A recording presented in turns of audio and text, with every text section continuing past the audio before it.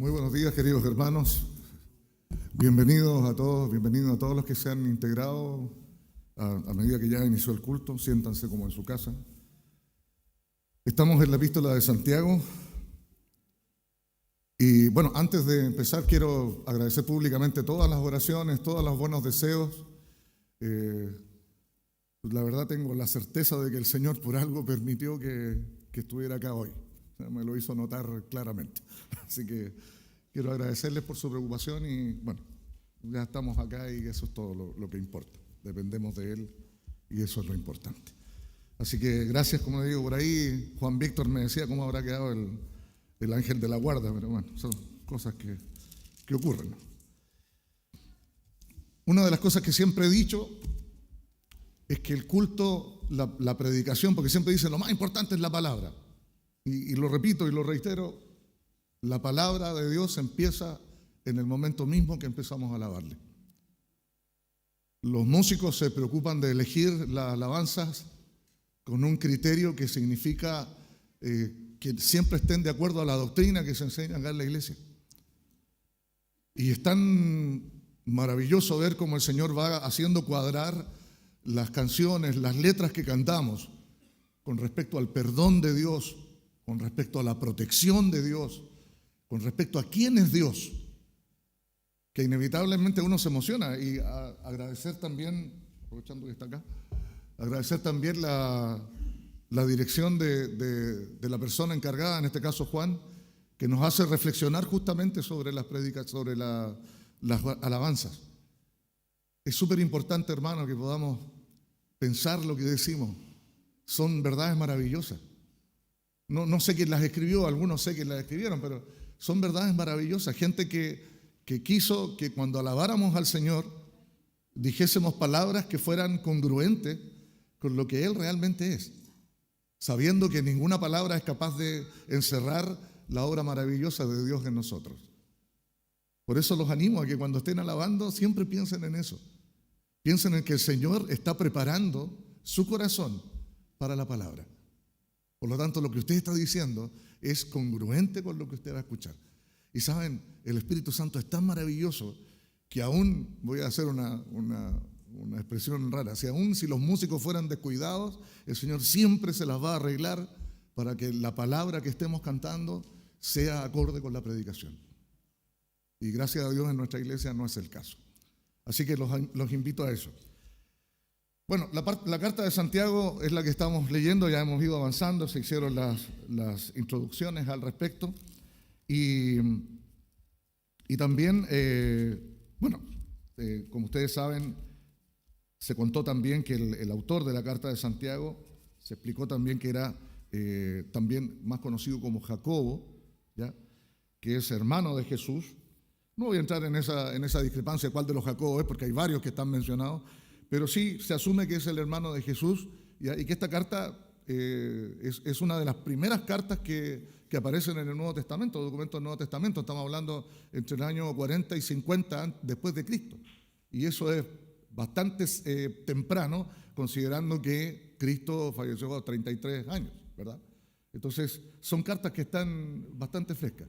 Y hay otro detalle, que ustedes cuando leemos el Nuevo Testamento, nos damos cuenta que la familia de Jesús no creía mucho en Él, ¿verdad? Dice que la familia, incluso le decía que nadie era profeta en su tierra, ni siquiera en su propia familia había gente que lo apoyaba. Sus hermanos no creían en Él, y entre ellos contaba Santiago. Entonces tiene que haber ocurrido algo maravilloso que no está registrado acá en la Biblia, como para que Santiago se convirtiera en menos de 15 años, más o menos, en el líder de la iglesia de Jerusalén. Era un hombre respetadísimo. Y él escribe justamente esta carta, que es considerada como una carta universal, ¿ya? Aparentemente tiene los mismos destinatarios de las cartas de Pedro, judíos que están en la dispersión, ¿ya? Pero más que nada, Pedro hace una delimitación geográfica diciendo que es para los de Ponto, Galacia, Capadocia, Asia, Bitinia, que era la frontera de Asia del Imperio Romano, y que eran cristianos que mayormente habían sido desplazados por la persecución que se menciona ahí en Hechos, en los primeros capítulos, ¿ya? Pero acá en este caso están hablando de los judíos que están dispersos en todo el imperio, por la razón que sea, por diáspora, por persecuciones anteriores, por persecuciones recientes, pero a ellos está dirigido. Entonces, si bien está dirigido a los judíos, también se hace mención que está dirigido a los creyentes y se les declara como una carta universal. De hecho, les va a sonar por ahí la palabra católica. La palabra católica significa universal, ¿ya? Y está justamente pensado para todos, ¿ya? Por mucho tiempo también se dudó de su legítima pertenencia al canon bíblico. Incluso el mismo Martín Lutero manifestaba sus dudas razonables al respecto. Aún así, Martín Lutero lo incluyó en su traducción de la Biblia, ¿ya? Pero lo puso al final, así como restándole autoridad, ¿ya? No lo reconoció, sino que lo puso, digamos, porque la gente, algunos lo usaban, y lo puso al final de la Biblia restándole un poquito de autoridad. Ahora usted se va a preguntar, ¿por qué el caballero está diciendo eso para presumir que sabe mucho? No. Hay una razón por qué estoy comentando esto. Tiene una importancia para nosotros. El canon bíblico, hermanos queridos, se validó justamente por el uso que las primeras comunidades cristianas dieron de las Escrituras. El canon bíblico casi no surgió de una investigación, la investigación fue posterior. El canon bíblico surgió de las iglesias que empezaron a recibir los evangelios y empezaron a recibir las cartas de quienes estaban pastoreando las iglesias. Y estas cartas tenían características muy importantes. La doctrina era la doctrina de los apóstoles y su uso doctrinal era conforme a lo que los apóstoles habían enseñado. Pero también había otra parte importante, la práctica. La práctica también era acorde con lo que los apóstoles enseñaban. Por eso es importante saber esto de por qué había sido rechazada en su inicio. Claro, estamos hablando de Martín Lutero, que Martín Lutero aparece en el término de la Edad Media, después de 10 siglos de oscuridad, donde prácticamente la doctrina estuvo gobernada en forma tiránica por la Iglesia católica, ¿ya? Romana. Entonces estaba prácticamente, podríamos decir, determinada por la curia romana. No había posibilidad de una revisión doctrinal que le sirviera a toda la gente. Una de las cosas que Lutero promulgó en sus ponencias era justamente que la Biblia era la palabra de Dios para la gente, no para los sacerdotes. Entonces no había información al respecto. Entonces era muy importante la doctrina. Por eso que a esta carta, que es eminentemente práctica, se le quitó autoría. Pero saben, cuando uno la revisa, hay pasajes que son realmente sorprendentes, que son muy sorprendentes. Y es interesante también, hermanos, porque una de las luchas que tenemos los cristianos es justamente con la praxis, con la práctica. Porque la Biblia es maravillosa. La Biblia es maravillosa. Y tiene instrucciones clarísimas. Y uno las lee y son razonables. Uno dice, claro, si Dios es santo, yo debo ser santo. Pero ¿cómo soy santo? Si yo me conozco. ¿De qué manera puedo ser santo? Bueno, está Cristo te limpió y te hizo santo. Perfecto, pero ¿cómo camino ahora? Y ahí es donde entra la parte práctica. A mí me encanta cuando podemos hablar de la palabra en términos prácticos. Porque de pronto andamos por allá, por el tercer cielo, y se nos olvida que nosotros tenemos una obligación de tener una fe práctica. ¿Y saben por qué es una obligación? Porque esa fe práctica es la que permite que otros sepan de Cristo. Y en eso vamos a abordar la lectura de hoy. Quiero invitarles a un ejercicio. No quiero leer el texto, sino quiero que lo lean ustedes en silencio, meditándolo, abordándolo desde su punto de vista, de lo que usted entiende. Y luego, cuando ya tengamos un tiempito de lectura, vamos a orar para iniciar la reflexión de hoy. Quiero agradecer a Multimedia, que siempre está preocupado de tener los textos a la mano. Y vamos a proyectar el texto de Santiago 1, del 19 al 26. Y quiero pedirles, por favor, que vayan dando el tiempo para que los hermanos lo vayan leyendo, por favor. ¿Está? ¿Todavía no? Ahí está. Vayan leyendo en silencio, vayan digiriendo la palabra y cuando terminemos de leer, oramos.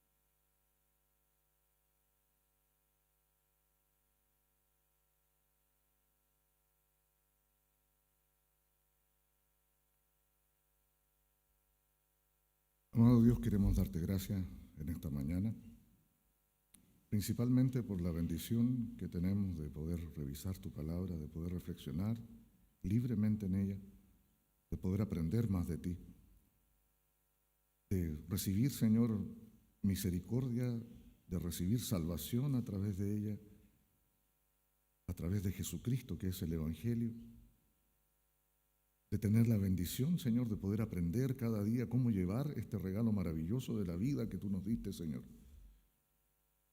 Y también de aprender la responsabilidad que tenemos para con el mundo, Señor.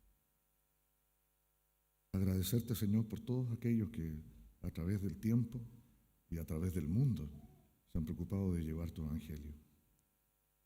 Agradecerte también por la alabanza que nos lleva a tus pies, Señor, para aprender más de ti. Permítenos, Señor, hoy escuchar de tu voz. Quítame de en medio, Señor, y sé tú hablando, Señor, a cada uno de nosotros. En el nombre de Jesús. Amén y amén. La semana pasada se habló de Santiago en capítulo 1, versos 12 al 18, con nuestro hermano Carlos, y nos habló justamente sobre la bienaventuranza de soportar la prueba, de soportar la tentación. Y la fuente de todo bien. Describe que la tentación proviene de los malos deseos personales, ¿no es cierto? Y no de Dios. Y que la resistencia a la tentación conduce a la corona de vida, es decir, hay un premio por resistir la prueba. Además, enfatiza que Dios es la fuente de todo don perfecto y que Él nos ha dado nuestra vida a través de la verdad. ¿Ya? Y esa verdad, vamos a revisar luego, tiene que ver con un nombre, que usted sabe cuál es. Y es interesante porque de pronto cuando uno lee la Biblia, a veces como que tiende a leer los pasajes en forma separada. Y yo quiero recordarles algo bien simple, y es bueno que todos lo sepamos. La división de la Biblia no es tan antigua. Estamos hablando que recién en el siglo XVI nosotros recibimos la Biblia completa, separada como la conocemos. En el siglo XIII, el arzobispo de Canterbury, por ahí en 1227, hizo la primera división en capítulos. Posteriormente, en el 1400 y tanto, el rabino Natán hizo la división de versículos en el Antiguo Testamento. Y en el Nuevo Testamento fue hecho por Etienne, que era un editor francés, que justamente se dedicaba a todo lo que era la edición de la Biblia, y él se preocupó de colocar los versículos en el Nuevo Testamento. Gente de buen corazón que quiso ordenar el texto para que nosotros pudiésemos recibirlo y entenderlo como lo podemos entender ahora. Pero eso, si bien fue un beneficio enorme para la comprensión y el estudio de la Biblia, a veces tiende a separar un poco el sentido del texto integral. Tenemos una carta que es contundentemente integral. De hecho, si yo quiero empezar a revisar el versículo 20, el versículo 19, que es el primer versículo de la reflexión de hoy, no puedo hacerlo en forma independiente, tengo que retroceder un poco. ¿Ya? Yo retrocedí hacia el 16, donde dice: amados hermanos míos, no erréis, es decir, no se equivoquen. Toda buena dádiva y todo don perfecto desciende de lo alto, del Padre de las luces, en el cual no hay mudanza ni sombra de variación. Él de su voluntad nos hizo nacer por la palabra de verdad para que seamos primicias de su criatura, de sus criaturas. Así son estos versos. Y parte el verso 19 con un conector. Por esto. ¿Se dan cuenta por qué no puedo saltarme lo anterior? Porque está vinculado. Por esto, por lo que acabamos de leer, es decir, por ser primicia de sus criaturas, por su voluntad que nos hizo nacer de verdad, no hay mudanza ni sombra de variación en Él. Él que nos bendijo con toda buena dádiva. No nos equivocemos. Por esto, mis amados hermanos, por todo esto que acabamos de decir, y empieza lo práctico, inmediatamente. Todo hombre sea pronto para oír, tardo para hablar, tardo para airarse, porque la ira del hombre no obra la justicia de Dios. Ese es el primer versículo. Entonces, estos versos previos nos dan una garantía eterna de las promesas y bendiciones de Dios, ¿no es cierto? Sobre todo cuando estamos enfrentando la prueba. Por lo mismo, la instrucción que Santiago nos da, hermanos queridos, es de una importancia enorme. ¿Saben? Un simple ejercicio de comprensión de causa y efecto por el conector por esto, ¿ya?, nos permite asumir la jerarquía de lo que viene después. de la instrucción que viene después. Dice, todo hombre, que evidentemente aquí las mujeres se contentan, todo hombre, dice, no. No, dice, todo hombre, toda persona, se refiere. Esto es para los hombres, ¿no? No, todo hombre, toda la persona, sea hombre o mujer, sea. Y saben, esa expresión sea me llama mucho la atención. Me costó buscar la parte de la transcripción, la aliteración de esto, porque en el fondo es el deber ser. Si yo lo llevo a una comprensión clara, de decir, todo hombre, toda persona debe ser. Es práctico, ¿verdad? Es absolutamente práctico. ¿Ya? No dice todo hombre debe orar y rendirse al Señor. No, dice algo práctico. Todo hombre debe ser. ¿Cómo debe ser todo hombre? Por lo que hablamos antes, es decir, por la obra de Dios en nosotros. ¿Cómo debe ser cada hombre? Y empieza por algo que uno podría decir, todo hombre debe ser bueno, debe ser misericordioso. No, parte con algo bien especial. Dice, todo hombre debe ser pronto. Es decir, nos habla de rapidez, de disposición, de ánimo resuelto para oír. Y previo a esto, yo quiero que recordemos que dice que nos hizo renacer de la palabra de verdad. Y eso justamente es lo que debemos ser, prontos para oír, listos, rápidos para oír la palabra de verdad. Inevitablemente me acordé de Samuel. Samuel, estando con el sacerdote, con el sumo sacerdote, escucha la voz de Dios y piensa que lo llamaba el sumo sacerdote y va donde él. Dime, ¿qué necesita? Yo no te llamaba, anda a acostarte. Y vuelve a escuchar la misma voz y va de nuevo donde él, solícito como era, porque había estado de chiquitito ahí en el templo, y dice, ya, dígame nomás.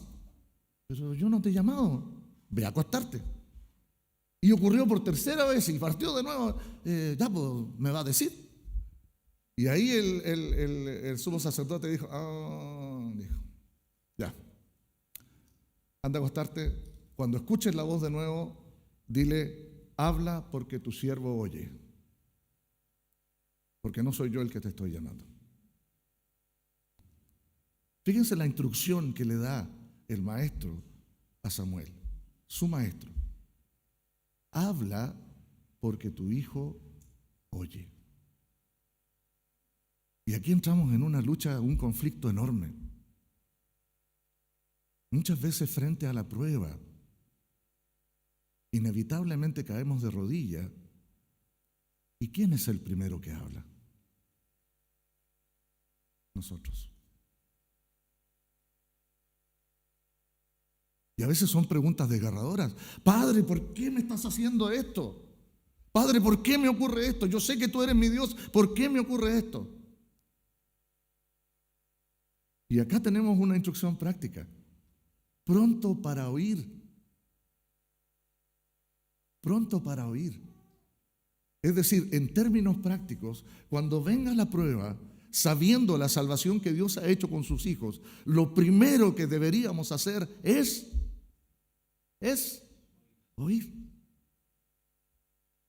Y está claro porque no lo separa, fíjense. Dice, todo hombre sea pronto para oír, tardo para hablar. Y esa es una construcción literaria antíteca, es decir, de antítesis. Pronto para oír, o sea, listo para oír y lento para hablar. Entonces, usando la palabra tardo en contraposición a pronto, esta antítesis se verifica para no separar esta exhortación. Es una sola exhortación. Es una sola exhortación. Oír y esperar antes de hablar son una misma actitud frente a la palabra de Dios. Es la misma actitud. Y lo mejor es callar y oír, pero ¿saben? La vinculación no termina allí. Esta exhortación no termina ahí. No solamente oír y callar, sino que dice, además, agrega, tardo para airarse. Tardo para airarse. Es una expresión corta y simple que podríamos parafrasear como todo hombre debe evitar enojarse con ligereza. A ver, oír, ya, perfecto. Oír antes de hablar. Pero, ¿qué tiene que ver que yo me enoje? Tiene mucho que ver. Estamos hablando de una carta que es eminentemente práctica. Y saben, hermano, es muy habitual en el conflicto entre el tiempo terrenal y el tiempo de Dios que nosotros luchemos con eso. queremos respuestas de Dios o esperamos, no en forma perversa, sino en forma, digamos, humana, que Dios responde pronto. Esperamos nuestro tiempo cronológico. He escuchado un montón de veces a personas decir, ¿sabe? Si Dios de aquí al martes no me responde, no sé qué voy a hacer. Plazos cronológicos. Y nos olvidamos que estamos hablando del kairos, del kyrios, es decir, del tiempo que le pertenece solo al Señor. Él tiene sus tiempos y Él responde a su tiempo. Él va a utilizar cada circunstancia de tu vida, no solo para bendecirte, no solo para responder a tus necesidades, sino inevitablemente para enseñarte algo. Y muchas veces no lo tenemos en cuenta. No lo tenemos en cuenta. Siempre revise todas las veces que usted ha recibido respuesta de Dios. Revise hacia atrás. Yo sé que hay muchas circunstancias donde usted ha recibido respuesta clara y contundente de Dios. A su tiempo, como cuando uno estaba colgando del hilito de la soga y vino la respuesta de Dios. Pero no solo vino la respuesta de Dios, también vino un aprendizaje. Siempre Dios se va a tomar la molestia, y lo digo con todas sus letras, la molestia de enseñar a sus hijos contumaces a través de la prueba.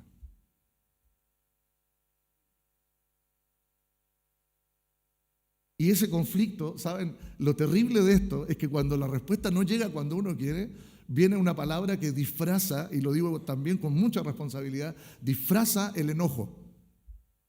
Dice, no, si no estoy enojado, estoy frustrado. ¿Y qué es frustración? Es enojo porque no ocurrió lo que yo esperaba que ocurriera, porque no se cumplió mi expectativa. Eso es la frustración. Como profesor, y él y debe saberlo, decimos, este niño tiene baja tolerancia a la frustración. Claro, porque cada vez que no le dan en el gusto, deja la escoba, da vuelta a las mesas, patea las sillas. Es enojo. Es enojo.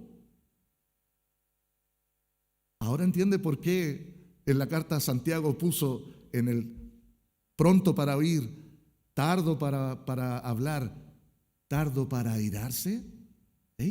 No te enojes con Dios. ¿Y sabes por qué no debes enojarte con Dios? Y ahí lo dice. ¿Qué dice? La ira no obra la justicia de Dios. Entonces nos encontramos con un golpe fuerte, súper fuerte, porque desnuda al ser humano en toda su condición. Somos así. Somos así. En más de alguna oportunidad hemos tenido que pedirle perdón a Dios porque nos enojamos con Él. Porque no tuvimos la respuesta en el tiempo preciso. Y la respuesta llegó después, más amplia, más oportuna y más encima con un aprendizaje.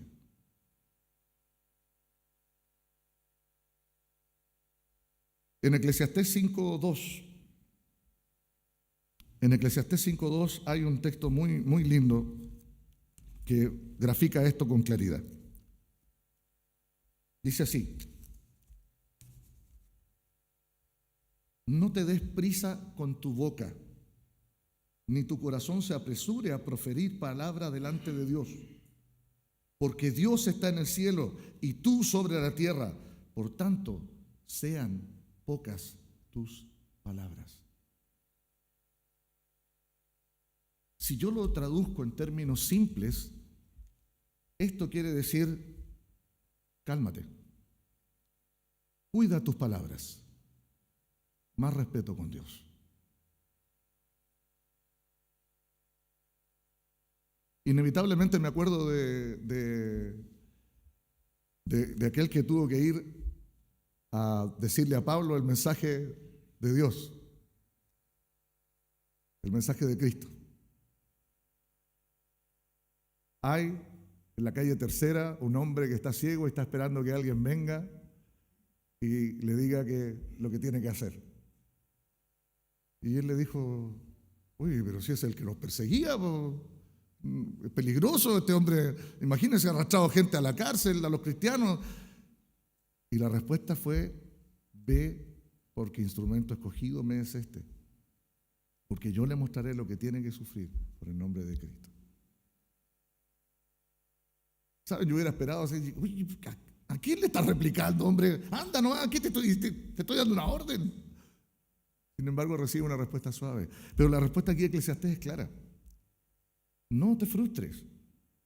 Y cierra la expresión con esta verdad absoluta que a menudo olvidamos en nuestro andar como cristianos y que según la palabra tiene un profundo efecto en nuestra relación con Dios. La ira del hombre no obra la justicia de Dios.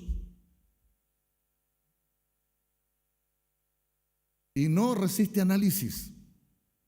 Revise el resultado de la ira en usted, en otras personas, en las personas que salen en las noticias. Ninguno de ellos obra la justicia de Dios.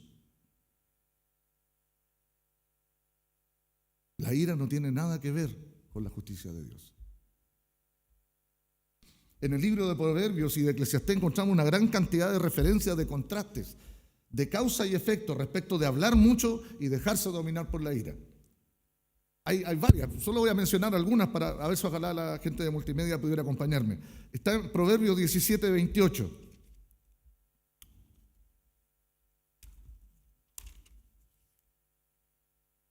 ¿Está por ahí o no? Sí. Bueno, se las leo. Dice: aún el necio, cuando calla, es contado por sabio. Esta me la decían a mí. En términos simples, hasta el tonto pasa por sabio si se queda callado. Así de simple. ¿Ya? Proverbios 10, 19. Dice: en las muchas palabras no falta pecado, mas el que refrena sus labios es prudente. Y en cuanto a la ira, fíjense que Proverbios también tiene mucho que decir. En Proverbios 16, 32 dice: mejor es el que tarda en airarse que el fuerte, y el que se enseñorea de su espíritu que el que toma una ciudad. Es mucho mejor aquel que se controla que el que abate.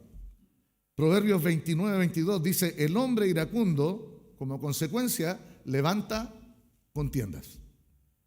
Y el furioso, como consecuencia, muchas veces peca. Y como Dios conoce nuestra naturaleza, dejó una joya más maravillosa todavía que dice: la blanda respuesta aplaca la ira. Y ahí es cuando uno dice: oh, la Biblia da para todo. Da para todo, definitivamente.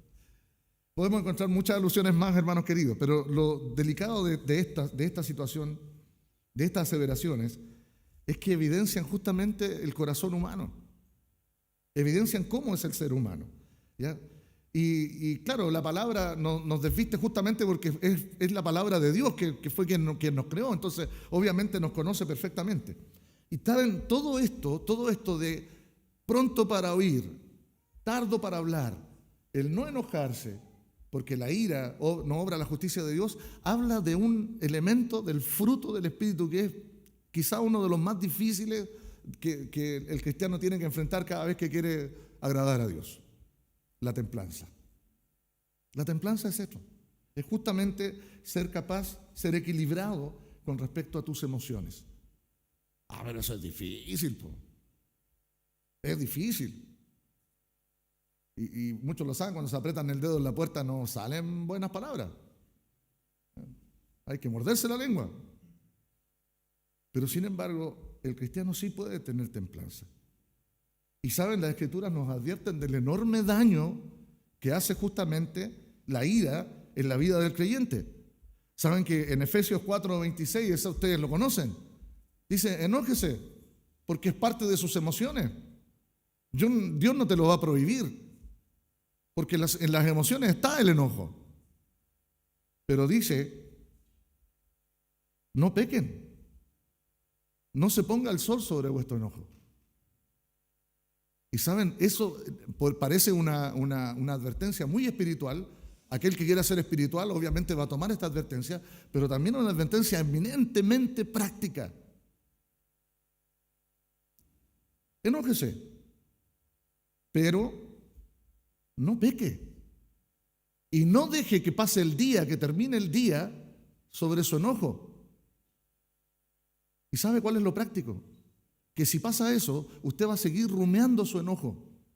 Y rumiar el enojo, usted sabe cuál es el efecto. Aparecen otras cosas, aparecen otras situaciones, y uno va agrandando el tema, y al final cuando le preguntan ¿qué te pasa? Nada, ya está, ya no hay vuelta, ya está, una bomba de tiempo, va a estallar en cualquier momento. Entonces es una recomendación práctica, corte la cuestión, saque la basura al tiro, luche por sacar la basura en forma inmediata. Pablo menciona a Timoteo incluso que la ira estorba nuestras oraciones. Y esa es una lucha fuerte que tenemos los cristianos. Nos enojamos, perdemos la paciencia, tenemos un evento de molestia, de enojo, y la oración, perdonen la expresión, cooperó nomás. ¿Cómo voy a orar si estoy enojado? Cuando debería hacer lo contrario. ¿Cómo me voy a enojar si tengo que orar? De vuelta a la pregunta. De vuelta a la pregunta. Y además dice que hay algo peor. Dice a Efesios, les indica que la ira da lugar al diablo. Y el pobre Moisés lo comprobó. Moisés se enojó razonablemente con el pueblo por las metidas de patas continuas que tenía. Después de 40 días baja y encuentra al pueblo bailándole a un toro que habían hecho con el oro que habían recogido. Y Aarón se hizo el loco, si echamos ahí, salió el toro. Dice ahí, echamos el oro, se fundió y salió este toro. Salió solo, así como dicen los creacionistas, por generación espontánea. Los evolucionistas dicen eso, no los creacionistas. Por generación espontánea salió el toro. Y se enojó tanto, que cometió el error de enfurecerse, y esto, por favor, ténganlo en cuenta, enfurecerse más que Dios. Y Dios se lo cobró caro. No pudo entrar a la tierra prometida, porque no obedeció. Él, que era el vocero de Dios para el pueblo de Israel, se pasó 3 cuadras y quiso enojarse más que Dios. Tuvo una lucha similar a la que tuvo el profeta con Nínive, Jonás. Si yo sabía que lo ibas a perdonar, y si sabías, ¿por qué no fuiste? ¿Se fijan? Es ira, y la ira no obra la justicia de Dios, y no solo no la obra, sino que además da lugar al diablo. Porque nos hace actuar a nosotros antes que la autoridad de Dios. Y eso es lo terrible. No es un hecho pequeño. Es el hombre queriendo tomar la justicia por su mano, que sean sus tiempos, que sean sus expectativas, no las de Dios. Y eso es terrible. Como dice Eclesiastés, hey, guarda silencio, más respeto. Estás hablando con Dios.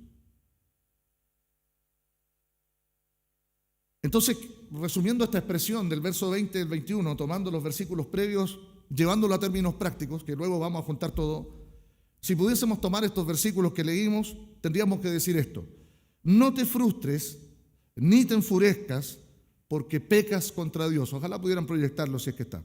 No te frustres ni te enfurezcas porque pecas contra Dios y haces daño. Mejor guarda silencio y oye con atención lo que Dios te dice. Esa sería una forma simple de entenderlo. Vamos con lo que sigue.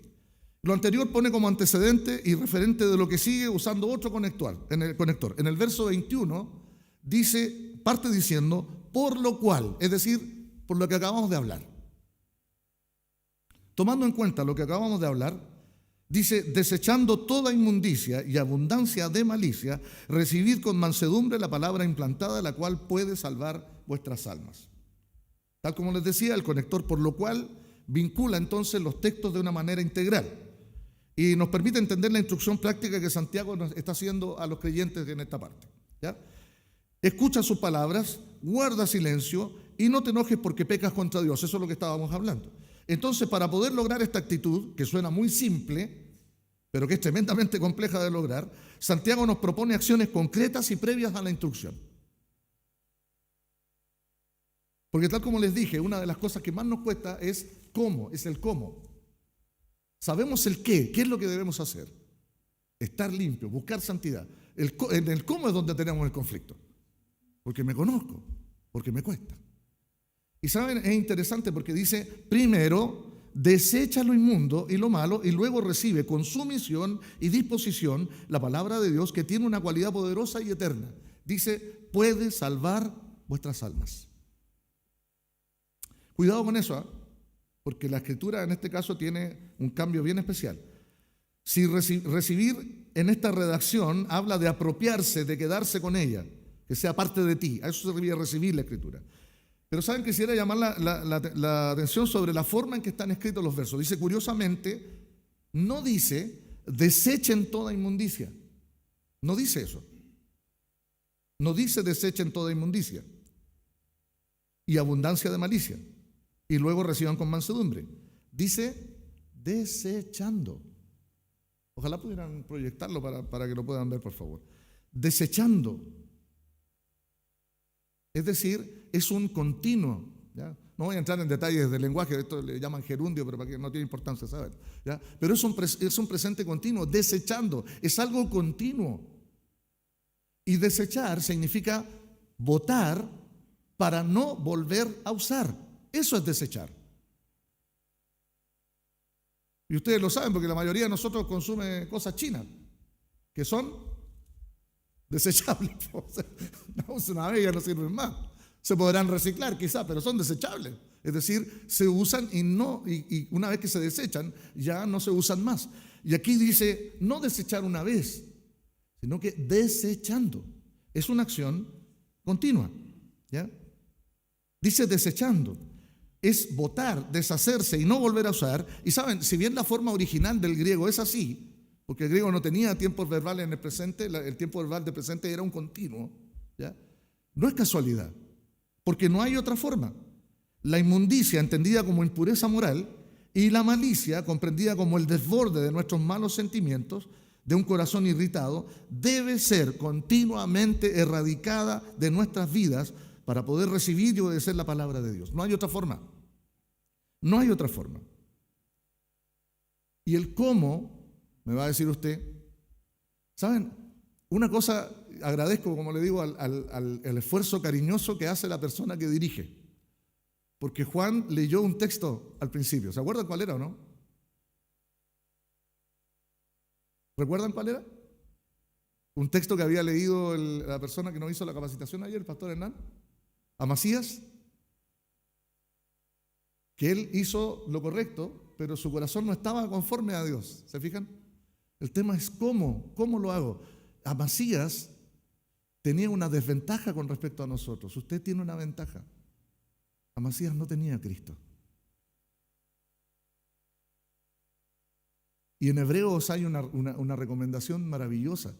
Nuestro sumo sacerdote es alguien que nos conoce, que conoce nuestras debilidades, que sabe cuál es la debilidad humana. Y fue tentado, pero sin pecado. Él conoce el pecado. Entonces, Primera de Juan dice claramente, confiesa. Si confiesas con tu boca que has pecado, Él es fiel y justo para perdonar. Eso está en Primera de Juan 1:9. Y después vuelve a decir, si pecamos, abogado tenemos para con el Padre. Esa es la forma, no hay otra. Podemos hacer las cosas bien, podemos tener un buen testimonio, pero si nuestro corazón no está perfecto delante de Dios, no hay posibilidad de acercarse a Él y recibir la palabra así. Pero yo no tengo la posibilidad de perfeccionarlo para Dios. Porque la perfección que está pidiendo es santidad. Y yo no tengo la posibilidad de ser santo a menos que alguien me permita hacerlo por sus atributos, por su sacrificio. Amasías no tenía a Cristo. Usted sí. Y si no lo tiene, hoy es cuando. Usted sí. Por lo tanto, no tiene excusa. Esto lo comento siempre. Cuando Adán escucha la voz de Dios, arranca. Cuando usted, hijo de Dios, que ha aceptado a Cristo, escuche la voz de Dios, usted deberá correr hacia la cruz para confesar su pecado. Esa es la única forma de que tu corazón sea perfecto delante de Dios. Confesando, confesando, confesando. Y si me vuelvo a equivocar, confieso nuevamente, con vergüenza, con llanto, como sea, pero confieso. Y así mantengo mi corazón limpio. No hay otra forma. Y eso es desechando. Y es una lucha, hermanos queridos, que usted va a tener hasta que el Señor nos transforme. Es un ejercicio que el verdadero creyente hace hasta que vaya a la presencia de Dios. La malicia, la maldad es comprendida como el desborde de malos sentimientos de un corazón irritado. Y esto debe ser continuamente erradicado. La malicia no es solamente pensar mal. La malicia es maldad. Y la maldad no es de hijos de Dios. Eso no quiere decir que usted no la vaya a sentir, porque usted está en un cuerpo corruptible, pecador, la va a sentir. Pero usted ahora no tiene excusa, porque usted sabe lo que tiene que hacer. Sabe lo que tiene que hacer. Y saben, eso es lo interesante, hermanos queridos. Cuando la evidente falta de respuesta de Dios nos hace pecar, porque esperamos su tiempo, por frustración, ese es el tema, es reaccionar de esta forma. Entonces, una vez más, dice, la actitud de quien recibe la palabra es la actitud de quien es salvo por fe. Esta no es otra que la evidencia de que Cristo es real en su vida. Cuando usted puede confesar y cada vez que sea necesario volver a confesar y luchar por cambiar eso. La palabra implantada no es otro que Cristo. Ese es el Evangelio. Porque no hay otro nombre dado a los hombres en que podamos ser salvos. Dice la misma palabra, ¿no es cierto? Entonces, no es su Evangelio, no es que su Evangelio podría salvar. No dice eso en el texto. No dice que podría salvar su alma. Dice que puede. Su Evangelio tiene la capacidad y el poder para salvar porque es la buena nueva de salvación. Y de hecho, esa es nuestra garantía. La misma Biblia lo dice, nuestras arras. Esa es nuestra garantía. Si usted quiere ser santo, esa es su garantía. Vaya a los pies de Cristo, pues. ¿Tiene algo que le duele todavía? ¿Algún perdón que le quita el sueño? Vaya donde Cristo. Caminando y meditando en el Señor, se acordó que había algo que pasó hace años y que nunca se lo confesó al Señor. Vaya a los pies de Cristo.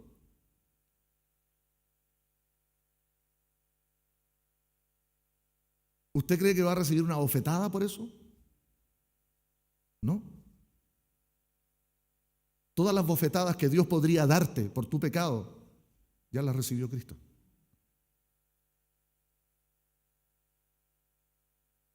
Todo el merecido castigo que podríamos haber recibido por nuestro pecado, ya lo recibió Cristo.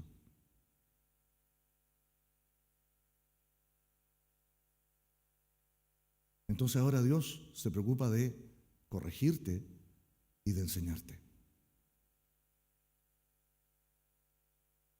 Una vez más, resaltando el carácter práctico de esta epístola, quisiera llevar la comprensión de este pasaje a algo más simple. Dijimos primero, lo voy a leer, resumimos la primera parte como: no te frustres ni te enfurezcas porque pecas contra Dios y haces daño, mejor guarda silencio y oye con atención lo que Dios te dice. ¿Se acuerda? Ahora, para lograrlo, lucha constantemente por deshacerte de tu pecado. ¿Cómo? Confesándolo y obedece a Cristo, porque Él es quien te salva. Luego agrega, en el verso 22, pero sean hacedores de la palabra y no tan solo oidores, engañándose a vosotros mismos, porque si alguno es oidor de la palabra, pero no hacedor de ella, este es semejante al hombre que considera en un espejo su rostro natural, porque él se considera a sí mismo y se va, y luego se olvida cómo era. Mas el que mira atentamente en la perfecta ley, miren qué lindo, la de la libertad, la ley que nos liberta de nuestro pecado, la ley que nos liberta de la muerte eterna. esa ley. Y esa es la ley de Dios. Y persevera en ella, no siendo oidor olvidadizo, sino hacedor de la obra, este será bienaventurado en lo que hace. Aquí no me voy a detener mucho porque estos versos no necesitan mayores explicaciones. ¿Ya? Si realmente practicamos la palabra, dice, esto no necesita mayor explicación. Dice, no solamente oidor, sino que hacedor de la palabra. Está claro, ¿verdad? Pero ¿saben? Lo terrible es que la cruda honestidad de estos versos no dejan lugar a duda. Esto, hermanos queridos, es lo que ocurre todos los domingos en las iglesias a través del mundo. Y si no tenemos cuidado, también va a ocurrir en la nuestra este domingo. Gente que escucha el mensaje, gente que medita en el mensaje, gente que revisa su Biblia para saber si el que está hablando tiene la razón o no, si está hablando mediante la Biblia, gente que se compunge porque siente que Dios le está hablando a su corazón y que luego vuelve a su casa, parte el día lunes con el despertador y se olvida. Porque la semana te come. Y la palabra de verdad es tremenda porque cuando uno empieza a escuchar la predicación, a veces uno dice, pues, me está hablando a mí, parece, este sabe algo, le contaron algo, ¿por qué está hablando justo esto? Y es porque la palabra, dice ahí en Hebreos 4:12, dice, la palabra de Dios es viva y eficaz.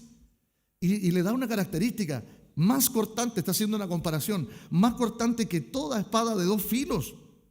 Bueno, habría que conocer un poco la cultura de aquel entonces. Estamos hablando del Imperio Romano, estamos hablando de un ejército, de una forma de pelear en la que el arma más poderosa era justamente la espada. Y la espada, para que fuera más letal, tenía filo en los dos lados. Era habitual que los soldados descuidados se pegaran unos cortes brutales en las piernas. De hecho, hay ¿cómo se llama? Registros arqueológicos de soldados que tienen lesiones en sus piernas y no sabían por qué. Y claro, la espada, y si no eran descuidados, se pegaban los cortes porque era muy, muy filosa la espada. Entonces está hablando de esa referencia cultural. Penetra hasta partir el alma y el espíritu. ¿Podrá ser partida el alma y el espíritu? No está hablando en términos físicos, sino que es una metáfora. Las coyunturas y los tuétanos, y esto es lo interesante, dice, y discierne los pensamientos y las intenciones del corazón. Es una figura literaria que es una personificación, le está dando a la palabra la capacidad de discernir los pensamientos y las intenciones del corazón. Yo podría entenderlo así, pero no, es real, es real. La Biblia muestra al hombre tal cual es, al hombre y a la mujer. Muestra el carácter del hombre tal cual es. Por una razón muy simple, porque es la palabra de Dios y Dios creó al hombre y a la mujer, por lo tanto lo conoce. Lo que está escrito en la Biblia muestra al hombre tal cual es. Si usted honestamente se enfrenta a la palabra, inevitablemente va a encontrar que le está hablando a usted. Y por algo maravilloso. Porque Dios la dejó precisamente para usted. Dejó esta revelación maravillosa para nosotros, para ti, para mí, y tiene esa particularidad porque es tan viva que es capaz de hablarte exactamente lo que tú necesitas para tu vida. Y lo que me está diciendo acá es, si la Biblia tiene esa capacidad, entonces vaya y haga, pues. Obre en consecuencia. Eso es lo que corresponde. Entonces, cuando se sienta aludido por la palabra, porque nos muestra la bajeza, nuestro error, la sensación esta de que están hablando de mí, es porque el texto tiene esa posibilidad. Usted está enfrentado a un texto sobrenatural. No es que la edición, la Biblia, como algunos creen, este libro en particular, sea sobrenatural. No, su contenido es sobrenatural. Imagínense un contenido que habla del presente, del pasado y del futuro en forma certera. Porque está escrito por el autor de la vida. por el autor de la creación. Entonces es una palabra sobrenatural. Entonces no podemos negar la condición de la que fuimos salvados. Estábamos muertos en nuestros delitos de pecados y el Evangelio nos muestra esa cruda realidad. Eso es lo que somos. El problema es que una vez que superamos el trauma de la predicación, o sea, después de que nos damos, me estaba hablando a mí, este mensaje era para mí. En alguna oportunidad a mí se me han caído lágrimas con mensajes. Porque sé que el Señor se tomó la molestia de hablarme a mí. Pero una vez que superamos ese trauma, volvemos a casa, iniciamos nuestra semana olvidando el cuadro desgarrador de su palabra nos mostró acerca de nosotros mismos. Pero aquí advierte, el que oye y obedece diligentemente, este va a ser dichoso. Y me gusta esa palabra, dichoso. Va a andar contento. Se puede caer el mundo, pero él va a tener esperanza, va a tener fe. Eso es dichoso. Inevitablemente la dicha, hermanos queridos, está asociada a la fe. La dicha es un estado. La bienaventuranza es un estado, no es una emoción. Es un estado de aquel que sabe en quién ha confiado.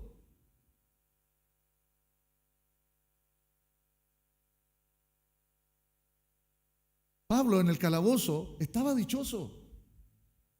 Con el cepo puesto en el cuello y con sus pies engrillados, estaba dichoso. No estaba riéndose a carcajadas haciendo el loco. Estaba dichoso. Tanto que su corazón era capaz de cantar salmos, cantar himnos. Porque sabía en quién había confiado. Pablo ni siquiera sospechaba lo que iba a ocurrir. Él solamente sabía en quién había puesto su confianza. Y cuando viene ese terremoto y lo libera, él sabía lo que tenía que hacer. Porque sabía en quién estaba confiando. Quien oye diligentemente será bienaventurado. Por eso, hermanos queridos, es importante meditar en su palabra, reflexionar sobre el impacto en nuestra vida como creyentes y actuar en consecuencia. Pablo escribe con mucha emoción a los filipenses, ahí en el 2, 14 al 16. Hagan todo sin murmuraciones y contiendas, para que sean irreprensibles y sencillos, hijos de Dios, sin mancha en medio de una generación maligna y perversa, en medio de la cual resplandecen como luminarias del mundo. Y miren lo que dice, asidos de la palabra de vida. Asidos, agarrados con uñas y dientes de la palabra de Dios. Para que en el día de Cristo yo pueda gloriarme de que no he corrido en vano, ni en vano he trabajado. Como iglesia, hermanos queridos, ya dimos un paso. Los miércoles nos reunimos a reflexionar de su palabra. Busque cómo conectarse, porque es algo necesario. A veces uno piensa, pucha, pero van a hablar de nuevo de lo que hablaron el domingo. No. En esas conversaciones surgen cosas interesantes, surgen cosas que pueden edificar tu vida. Y a veces esas cosas que pueden edificar tu vida vienen de los hermanos que uno considera que tienen a lo mejor menos Biblia o menos tiempo en la iglesia. ¿Por qué? Porque se enfrentan a la palabra honestamente y Dios les habla y es capaz de darles verdades maravillosas. Y si usted pone atención, también les pueden servir a usted. Ese es el primer paso, reflexionar en su palabra. Y lo otro es actuar en consecuencia, asidos de esta palabra. Entonces, una vez más, reitero para que tengamos claro, no te frustres ni te enfurezcas porque pecas contra Dios y haces daño. Mejor guarda silencio y oye con atención lo que Dios te dice. ¿Ya? Luego dijimos, para lograrlo, lucha constantemente por deshacerte de tu pecado, confesándolo y obedece a Cristo porque Él es quien te salva. Y ahora, para resumirlo, pero debes tener clara cuál es tu condición delante de Cristo y obedecerle de verdad para que seas bendecido y tengas alegría. Eso en términos simples. Y la última parte del texto considera lo siguiente: si alguno se cree religioso entre vosotros y no refrena su lengua, sino que engaña su corazón, la religión del tal es vana. La religión pura y sin mácula delante de Dios el Padre es esta: visitar a los huérfanos y a las viudas en sus tribulaciones y guardarse sin mancha del mundo. Y aquí una vez más chocamos con una comprensión cultural. Recordar que el texto que estamos leyendo es una construcción literaria igual antigua, pero que está muy vigente. Pero saben, no por antigua tiene menos validez. Una de las cosas que se hacía para mostrar una idea en la literatura antigua era justamente usar el ejemplo. Este ejemplo que da acá, esta instrucción que da acá, es una instrucción. Pero no es solo la instrucción, es lo que significa la instrucción. El griego tenía esa particularidad. No era un concepto, era una idea. Entonces, la idea acá es ayudar a las viudas y a los huérfanos en sus necesidades. Pero es un concepto completo, es una idea completa. Y eso es lo que quiero que revisemos. Otra vez se va al hueso. Dice, si te crees un buen evangélico, en el caso nuestro, de religión, si te crees un buen evangélico, y aquí es la parte difícil, y no te cuidas de lo que hablas. Y cuando digo esto es en todo orden de cosas: malas palabras, murmuraciones, maldiciones, palabras ociosas, mentiras, etcétera, etcétera, etcétera. Todo lo que hablas. Si no te cuidas de todo lo que hablas, te engañas a ti mismo. Y saben, habría serias dudas de que hayas recibido a Cristo realmente. Y es que la vida en Cristo no es una religión, hermanos queridos. Es una relación. Y la relación requiere un esfuerzo mucho mayor que la religión. En la religión yo cumplo. En la relación yo tengo que otorgar. Porque es una relación en la que yo aprecio, amo a la otra persona. Y saben, cuando uno entiende eso, entiende muchos textos de la Biblia que parecen casi, y voy a usar una expresión bien verdadera, casi tiránicos. Cristo dice a sus discípulos, les dice: ustedes son mis amigos si hacéis lo que yo os mando. Eso suena como, en términos terrenales, suena como un chantaje. Pero no, es una relación de amor absoluto, de alguien que está dispuesto a dar la vida por ti. Y que en ese amor, créanme, yo estoy dispuesto a hacer lo que Él me pida. Usted ha comprobado una y otra vez que cuando necesita a Dios, en el nombre de Cristo, Él está. Él responde. Y en una relación así, yo no tengo dudas de obedecerle, o al menos de luchar por hacerlo. Entonces, es sumamente directo. La vida en Cristo no es una religión, como les decía, es una relación. Los judíos, ¿saben?, recibieron instrucciones de un culto a un Dios absolutamente santo. Dios quería tener una relación con ellos, entonces les preparó un culto para que se pudieran acercar a Él. Y perdónenme la expresión, pero estos burros se pasaron de largo y se quedaron con el culto en vez de la relación que Dios esperaba, la relación maravillosa que Dios esperaba con ellos.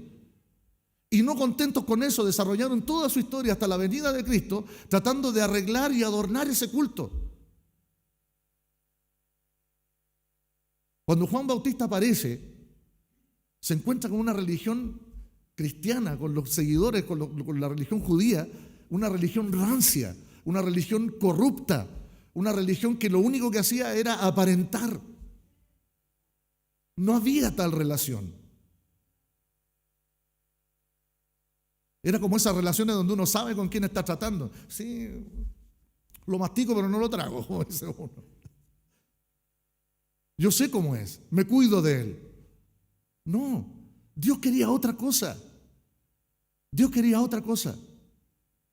Quería una relación intensa, maravillosa, cercana, una relación donde Él pudiera amarte y que tú lo amaras y le obedecieras. Y la quería tanto, hermanos queridos, que dio a su propio hijo por eso. ¿Te das cuenta lo importante de la relación que Dios quiere contigo? Regaló a su propio hijo por eso. Mateo le recordó a los judíos con dolor. En Mateo, Cristo les recordó a los judíos, en Mateo 15, 8, 9. Les recordó las palabras de Isaías. Les dijo: este pueblo de labios me honra, mas su corazón está lejos de mí. Pues en vano me honran, enseñando como doctrina mandamientos de hombre. Y saben, luego este texto detalla dos rasgos vitales, y digo vitales con todas sus letras, de una verdadera relación con Dios. Y quiero leérselo ahí en Oseas. Este texto de Oseas es muy lindo. Es muy lindo porque se van a sorprender de lo que dice. En Oseas 6, del verso 1 al 6, dice: venid y volvamos a Jehová, porque Él arrebató y nos curará. Él hirió y nos vendará. Y esta parte me sobrecoge. Dice: nos dará vida después de 2 días, y en el tercer día nos resucitará y viviremos delante de Él. Oseas, miles de años atrás, estaba hablando del Cristo. Y conoceremos y proseguiremos en conocer a Jehová, como el alba está dispuesta a su salida, es decir, como algo que sí va a ocurrir constantemente, que es una garantía que va a ocurrir, porque es así, porque está creado así. Y vendrá a nosotros como la lluvia tardía y temprana de la tierra. ¿Qué haré a ti, Efraín? ¿Qué haré a ti, oh Judá? La piedad vuestra es como la nube de la mañana. No sirve para nada. Como el rocío de la madrugada que se desvanece. Por esta causa los corté por medio de los profetas. Con las palabras de mi boca los maté, y tus juicios serán como la luz que sale. Porque, escuchen bien, misericordia quiero y no sacrificios, y conocimiento de Dios más que holocaustos. La verdadera religión es esta: visitar a las viudas y a los huérfanos en sus necesidades. ¿Qué es eso? Misericordia. Eso espera de nosotros Dios. No solo a la viuda, no solo a los huérfanos. La idea es que Dios quiere de ti misericordia, y en esa misericordia está incluida las viudas y los huérfanos. Dios espera de ti misericordia. Y dice además que nos guardemos sin mancha del mundo. ¿De qué forma podemos guardarnos sin mancha del mundo? Conociendo a Dios. Cuando usted conoce a Dios, sabe lo que Dios espera de usted. Cuando usted conoce a Dios, sabe lo que Dios hizo por usted. Cuando usted conoce a Dios, sabe que la única manera de que su corazón sea perfecto delante de Él es confesando su pecado cuantas veces sea necesario. Por esto Santiago es una carta tan práctica, tan contundentemente práctica, y por eso la iglesia del primer tiempo la adoptó como propia del canon, porque allí estaba Cristo diciéndote exactamente lo que tenías que hacer. La promesa de salvación evidenciada en el Antiguo Testamento no ha cambiado. Dios no desea ni culto ni religión vana. Dios espera una verdadera relación con Él. Esto es imposible sin buscar la santidad cada día y sin amarlo y sin amar al prójimo como Él nos mandó. Si juntáramos todo lo que hemos visto hoy día en términos bien simples, Dios te está diciendo esto: no te frustres, ni te enfurezcas, porque pecas contra Dios y haces daño. Mejor guarda silencio y oye con atención lo que Dios te dice. Para lograrlo, lucha constantemente por deshacerte de tu pecado, confesándolo, y obedece a Cristo, porque Él es quien te salva. pero debes tener clara cuál es tu condición delante de Cristo y obedecerle de verdad para que seas bendecido y tengas alegría. Y finalmente, porque si de verdad quieres seguir a Cristo, debes amar a tu prójimo, tener misericordia y buscar la santidad. Este es el desafío constante y práctico de Cristo para nuestras vidas, hermanos. Por esto nos dejó el Espíritu Santo. Por esto nos dejó su palabra. Esto es lo que permitirá que otros quieran conocer también a Cristo. Oremos para que este sea el deseo de cada uno de nosotros y el deseo de nosotros como iglesia también, para que el nombre de Cristo sea glorificado. Amén. Oremos. Dios Padre, gracias por tu palabra el día de hoy, por la infinita misericordia, Señor, de tu palabra, que una vez más, Señor, nos muestra el camino correcto. Gracias porque a veces nuestros oídos no están suficientemente abiertos para ver que estás hablando a nuestra vida constantemente y que esperas de nosotros, Señor, cosas muy concretas. Ayúdanos, Señor, a no olvidarlo. Gracias porque a veces en la espiritualidad olvidamos la claridad de lo que debemos hacer, Señor, en lo práctico.